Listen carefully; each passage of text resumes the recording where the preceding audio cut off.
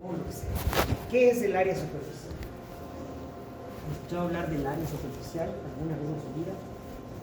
¿Qué es? ¿Cómo podrías definir el área superficial?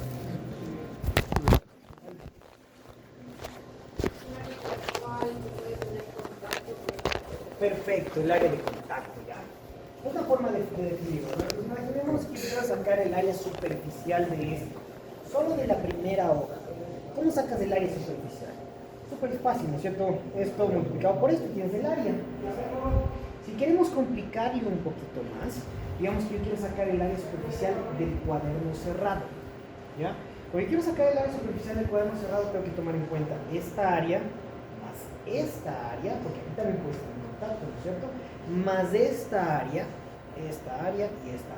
Pero igual sigue siendo un cálculo que es relativamente sencillo, ¿no es cierto? Ahora imaginémonos que yo quiero sacar el área superficial cuando el cuaderno está así. ¿Cómo sacas esa área superficial? Sí. Mucho más complejo, ¿no es cierto? ¿Por qué? Porque tiene aquí una hendidura, tiene aquí un hueco, tienes un área de contacto aquí adentro, como un área de contacto aquí afuera, ¿sí? Eso es lo que pasa a nivel industrial en algunos de los materiales. Que nosotros tenemos, por ejemplo, imaginémonos en una escala muy pequeñita, que tenemos una pepita, una bolita de un carbono activado. ¿Ya? Entonces esa pepita, esa bolita, digamos que es completamente esférica. Si yo quisiera calcular el área superficial solo de esa bolita, puedo calcular con las ecuaciones del área de la esfera, ¿no es cierto? Puedo calcular esa área de la esfera. Pero esa área tiene huecos, y tiene muchos huecos. ¿Cómo yo calculo el área de esos huecos si no puedo, como ahorita, meter la mano y ver más o menos cuánto hay? Porque es algo tan pequeño, ¿sí? Entonces, teóricamente, una forma de hacer eso, por ejemplo, digamos que tengo este cuaderno así hecho corazón, una forma, no sé cómo una forma sería, por ejemplo, que yo a este cuaderno de hecho corazón le pongo tinta, por ejemplo, le cubro de pintura, ¿ya? Y luego cojo papelitos y voy manchándoles con esa pintura, ¿no es cierto? Por todo lado. Saco los papelitos y luego empiezo a hacer, pues no sé, un poco de geometría y digo, bueno, aquí se manchó tanto, aquí se manchó tanto, y podría ver el área superficial de esa manera. Pero esa escala tan pequeñita como es el caso del carbón activado, donde nosotros tenemos que aproximadamente en 1 gramo de carbón puede haber 600 metros cuadrados de área. ¿Te estás dando cuenta de lo que es eso? ¿Cierto? Que prácticamente aquí hay medio gramo de carbón activado, que aquí haya 300 metros cuadrados de área superficial. Quiere decir que eso está lleno de poros, de metidas, de hendiduras, que es muy complicado, ¿sí? Entonces, con esa teoría es que estos señores Brauner, Emmett y Teller lo que dijeron es, bueno, voy a imaginar una manera en la que pueda cubrir toda esa superficie a esa escala bien pequeña, ¿ya? Entonces ahora vamos a irnos al detalle, ¿ya? Pensemos que estamos en un carro, ¿no es cierto? Estamos manejando y ahorita que está haciendo frío, son las 6 de la tarde, está lloviendo, vas en el carro, 5 personas, ¿qué empieza a pasar en las ventanas? Empiezan a empañar, ¿no es cierto? ¿Por qué se empañan las ventanas? No es por el calor del cuerpo, en realidad es por la humedad, ¿no es cierto? Que lo que hace es que tienes agua, vapor de agua ahí adentro, y que afuera está tan frío que lo que hace es que ese vapor de agua toca el frío de la ventana y se empieza a condensar, haciendo una capa súper delgadita, súper pequeñita, pero de agua, ¿no es cierto? ¿Ya? Esa capa súper delgadita y súper pequeñita de agua, en esta teoría se le conoce como la monocapa. Es decir, que es tan delgadito que solamente es a nivel molecular, se va cubriendo toda la superficie, ¿sí? ¿Qué pasa si seguimos en el carro, y ya está empañado, y seguimos ahí, ¿sí? Independientemente de lo que estén haciendo, ahí con las 4 personas en el carro, está caliente, ¿no es cierto? Eso empieza a gotear, ¿no es cierto? Ya deja de estar empañado, deja de ser una capa súper fina, súper homogénea, y empieza a gotear. ¿Por qué empieza a gotear? Porque hay mucha agua todavía. Es decir, por lo que estamos ahí, por el calor que estamos respirando y todo, se sigue condensando y ya la capa empieza a caer gotitas, ¿ya? ¿Por qué les cuento esto? Vamos a otra historia. Imaginémonos que la facultad es un granito de carbón activado. Eso quiere decir que cada uno de los pasillos de la facultad, cada uno de los laboratorios de la facultad puede ser un poro de ese grande pedacito de carbón, ¿ya? Ese grande pedacito de carbón nosotros le ponemos aquí. Lo ponemos en un tubo en U que es de cuarzo para evitar que se rompa por diferencias de temperatura.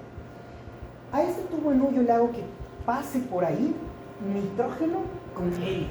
Ya les voy a explicar por qué. Pero entra nitrógeno con helio. Entra y sale, entra y sale. Entonces en la facultad entra aire, sale aire. Entra nitrógeno con helio, sale nitrógeno con helio. No pasa nada, ¿no es cierto? ¿Qué pasa cuando yo cojo, aquí tengo nitrógeno líquido, lo pongo en el dewar y le pongo aquí un baño de nitrógeno líquido? Lo que va a hacer es prácticamente el mismo efecto de lo que pasaba en el carro. Estábamos muy calientes, ¿no es cierto?, dentro del carro, y le pongo un baño de nitrógeno líquido que está a menos 190 grados centígrados. Es súper frío. ¿Qué va a hacer eso? Con el nitrógeno líquido estoy cercano, estoy prácticamente en la temperatura de condensación del nitrógeno. Lo que va a hacer es que el nitrógeno empieza a condensarse tal como el agua se condensaba en la ventana. Ahora el nitrógeno que entra a la facultad va a empezar a condensarse en las paredes del poro, de los laboratorios, de los pasillos, ¿sí? Entonces imagínate que eso se empieza a condensar, como que empieza a pintar las paredes de una capa superficial súper fina, ¿sí? Tal como se empañan las ventanas del carro, ¿ya? ¿Y eso por qué? Porque le puse un baño de nitrógeno líquido. ¿Qué pasa si yo le dejo ahí y le meto más nitrógeno? Le sigo metiendo más nitrógeno, más nitrógeno, más nitrógeno. Lo mismo que en la ventana, ¿no es cierto?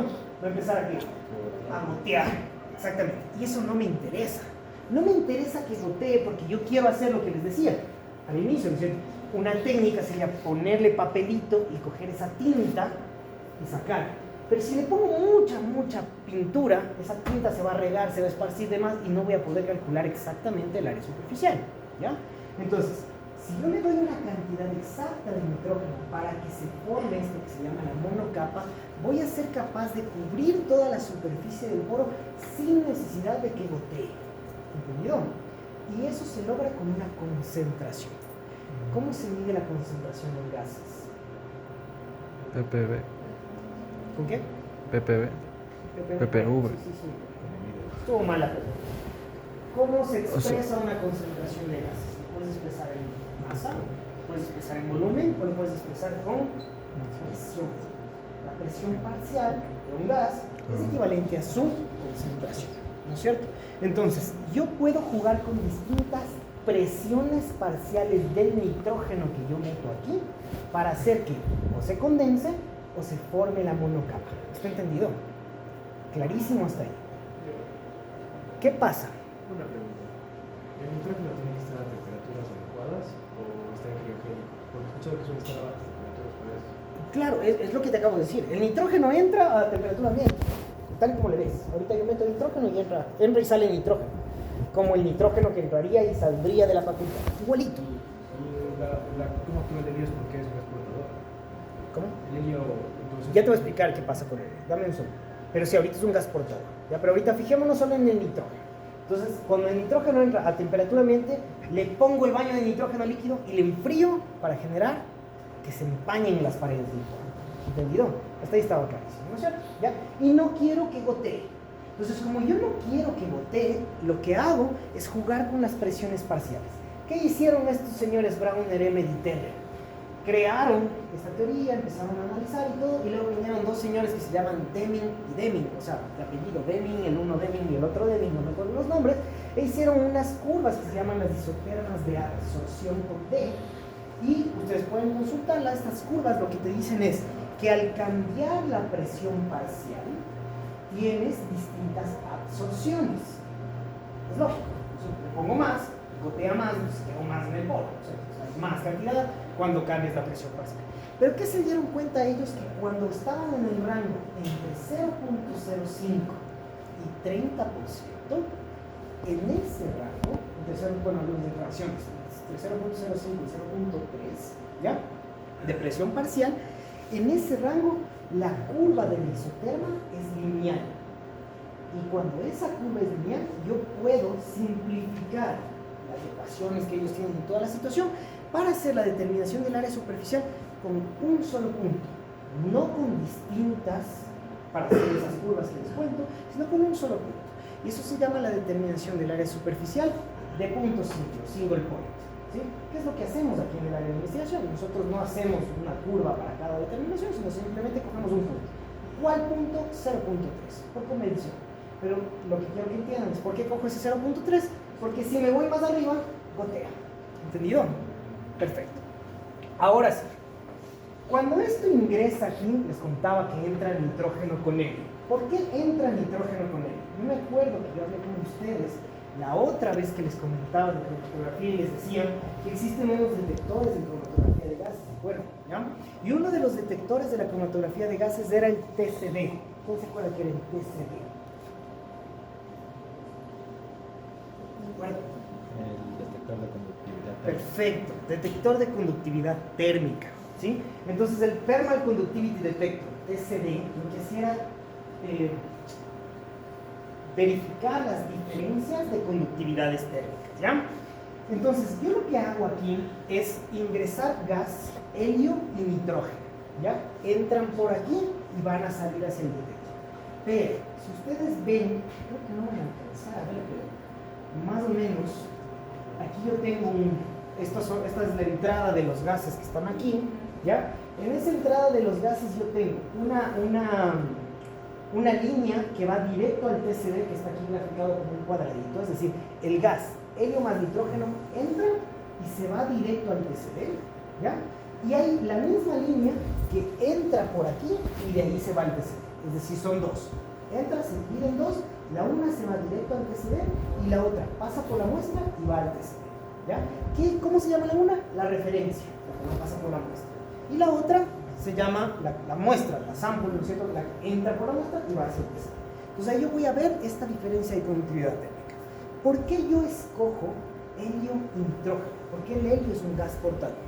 Si nos vamos a una tabla de diferencias de conductividades térmicas relativas con el aire, me dice que el helio tiene una conductividad de 6 aproximadamente. Después si quieren pueden tomar fotos, lo que tú quieras. Helio tiene una conductividad de 6 y el nitrógeno tiene una conductividad de 1. Si yo pongo 30% de nitrógeno en helio, ¿qué conductividad tiene la muestra? Aproximadamente. El helio tiene 6, perdón. El nitrógeno tiene 1. ¿Qué conductividad tendrá una mezcla 30% nitrógeno en helio? 1, ¿qué quieres? Que no sea descartado. Más o menos. ¿Cuánto? Nadie. Este tiene 6, este tiene 1, y le mezclo 30 de este en este. ¿Cuánto tiene la mezcla? Digo que tiene lo mismo. 16. ¿Cuánto? 16. No tienen lo mismo. A ver, 6. 0,3. 1. ¿No es cierto? Le pongo 30% de este en este. Viene acá. ¿Cierto? Entonces, perdón, le subo un poquito a este, pero lo que hace este grandote es bajarse. Entonces, aquí está 1. Le pongo un poquito de este que está bien abajo, entonces lo que hago es bajar. Digamos que llega a 4. ¿Ya? Está claro, pero sí saben cómo se calcula, ¿no? Es como peso molecular promedio. O sea, el promedio es igual a la fracción por el 1 más la fracción por el otro, prácticamente. Ya, digamos que es 4. 16 no, imposible. 4. Listo. Entonces tienes 6, tienes 1, empezaste en 4. ¿Qué hace el detector? Miren la referencia, el que no entra en la muestra está en 4. El que entra en la muestra está en 4. ¿Por qué está en 4? ¿Por qué? Porque acuérdate que es como la facultad, si yo le meto nitrógeno y helio, el nitrógeno y helio entra a los laboratorios y sale de los laboratorios, no le pasa nada, a menos que no le vaya, no le pasa nada. Entra y sale, tanto la muestra como la referencia miden 4. ¿Cómo se están comiendo? Una vez que le pongo el baño de nitrógeno líquido, ¿qué empezaba a pasar? Se empañan las paredes. Empañarse quiere decir que se queda en la facultad y que no sale de la facultad. Y se queda en el poro y no sale al detector. Entonces la conductividad al salir cambia porque en lugar de entrar y salir al 30%, va a salir menos, al 28, al 25, no sé, porque se está quedando un poco en las paredes. ese 4, ¿hacia dónde se va? ¿Hacia el 6 o hacia el 1? ¿Hacia dónde? Uno. ¿Por qué hacia el 1? Cualquiera. El 1 era nitrógeno, el 6 era helio. Si tengo menos nitrógeno, ¿hacia dónde se va? Hacia el helio. ¿Cierto? Porque voy a tender a irme hacia el helio. Te das cuenta que se queda por completo, se da la 6. Entonces, esto va a ser esto. Y va a generarme una curva de absorción. Simplemente, ¿por qué? Porque hubo una cantidad que se retiene hasta que se satura toda la superficie y ya no hay pared para empañar y entra y sale otra vez 30%. ¿Está comprendido? ¿Sí? Y entonces vas a hacer eso. En 4 subes, haces un pico y vuelves al 4. Baño de nitrógeno líquido. Pero luego yo necesito cuantificar esa pintura. ¿Se acuerdan? ¿Cómo les decía? La pintura quiero ver. Entonces necesito sacar ese papel con pintura. En este caso no es papel con pintura, necesito saber cuánto se quedó aquí. Para saber cuánto se quedó, hago la desorción. La desorción va a ser cambiar el nitrógeno líquido por un baño de agua. Está a 18 grados, 15 grados, lo que sea, que es mucho más caliente que menos 196. Entonces, ¿qué vas a provocar? Que todo lo que estaba empañado, ¿qué le va a pasar? Sale. Entonces, nuevamente, estábamos en 4, nitrógeno, 30% en helio. Empieza a salir lo que estaba empañando todas las paredes, ¿qué va a pasar? Sale más nitrógeno, sale 31, 32, 33, hasta que sale todo. Si estamos en 4, cae a 6, cae a 1 y sale más nitrógeno, ¿hacia dónde se va? Hacia abajo. Y genera un pico hacia abajo. ¿Entendido? Genera una curva hacia abajo, hasta que sale todo. Ese es el proceso de absorción y desorción de nitrógeno por todo lo que les he contado, que se empaña y toda la situación, y así funciona el equipo. Una vez que sabemos cuánto se quedó, porque sé que se quedó una parte, asumiendo que se hizo monocapa, cubrió toda la superficie, y luego le saqué esa cantidad de nitrógeno que está determinada por un pico, y que es igual que la cromatografía, el área bajo el pico es una concentración, le meto en una prueba de calibración y sé cuánto nitrógeno hay. Con los cálculos de el tamaño de la molécula de nitrógeno, la masa que puse y la superficie que puede recubrir todas esas moléculas de nitrógeno, puedo hacer el cálculo de la superficie. ¿Está entendido? Correctamente entendido. Listo. Entonces, prácticamente así se hace esa determinación. ¿Qué es lo que nosotros vemos aquí? Es, por ejemplo, este es un resultado de cómo se ve una curva de absorción y de desorción. ¿Sí? Ustedes dirían, pero me acabas de decir que la curva primera se va para arriba y la segunda se va para abajo. Simplemente le di la vuelta, porque lo hago así para integrar, porque si no me saldría un valor negativo. Entonces yo le doy la vuelta, pero realmente es lo que les estoy diciendo. O sea, esta estaba hacia arriba y esta estaba hacia abajo. Le doy la vuelta para poder integrar. ¿Ya? Segunda cosa, la curva de absorción tendrá que ser igual a la de desorción. ¿Sí o no? ¿Quién dice no? ¿Quién dice sí? ¿Por qué dices que no? Tiene que ser igual el de absorción con el de desorción. Sí, va a salir lo mismo. Creo que 2 veces va a salir lo mismo. En un caso estás viendo el nitrógeno que se queda. Es decir, el nitrógeno que empaña. Y en el otro caso estás viendo el nitrógeno que desempaña. Teóricamente deben ser iguales. ¿No es cierto? Porque el nitrógeno que me empañó todas las paredes es el nitrógeno que va a salir. Teóricamente deben ser iguales. Experimentalmente no son iguales. ¿Sí? ¿Y por qué no son iguales? Esto es muy lógico. Pero primero, ¿por qué creen que no son iguales? Por pérdida. Ya les he dicho que no son iguales. Teóricamente sí tienen que ser iguales, pero experimentalmente no me deben. ¿Por qué creen que no me deben? Ya, les voy a poner otro ejemplo. ¿Ya? A mí me gusta ponerles ejemplos porque yo sé que se acuerdan más y tanto hablo y tanta cosa. Entonces, lo que van a imaginarse es que estamos en un cine y que no hay butacas numeradas. ¿No es cierto? Entonces, todos vamos a ir a una sala de cine. Imaginemos que el Jen está publicando ahí la película del viernes o lo que sea, y se van todos a ver, ¿ya? Pero a ti te gusta estar en la primera fila, y a ti te gusta estar en el medio, y a ti te gusta estar atrás. Y cada uno, como va entrando, se va sentando donde quiere, en donde quiere, ¿no es cierto? Va a llegar un momento en que digamos que Rommel llega tarde, ¿ya? Y dice, ahora no tengo dónde sentar, y le toca sentarse por ahí entre Vanessa y entre Odalis, y le toca estar ahí, permiso, hasta entrar. Eso le toma tiempo a Rommel para sentarse, ¿no es cierto? Tal vez cuando entró Vanessa entró de una y se sentó en un segundo, pero a él tal vez le tome unos 2 minutos hasta buscar dónde hay, hasta lograr sentarse. Lo mismo le pasa a las moléculas. Las moléculas tienen que buscar un espacio para empañar. Y mientras van empañando, hay menos espacio, entonces tienen que ir buscando. Y eso toma tiempo. Y esta curva se grafica en función del tiempo. Dice cuánto tiempo se demora. Entonces hace que el pico de absorción se ensanche un poco. ¿Sí? No porque haya más nitrógeno, sino por un problema físico de ubicación del espacio. ¿Qué pasa si de repente suena otra vez la alarma y les dice simulacro? Todos van a salir corriendo de una por la puerta y no va a importar si el bloque estaba en la mitad o no, todos van a salir muy rápido. Entonces los procesos de desorción normalmente, físicamente y termodinámicamente están más favorecidos que los procesos de absorción. Entonces la curva de desorción se hace más delgadita, no porque haya menos, sino porque sale más rápido.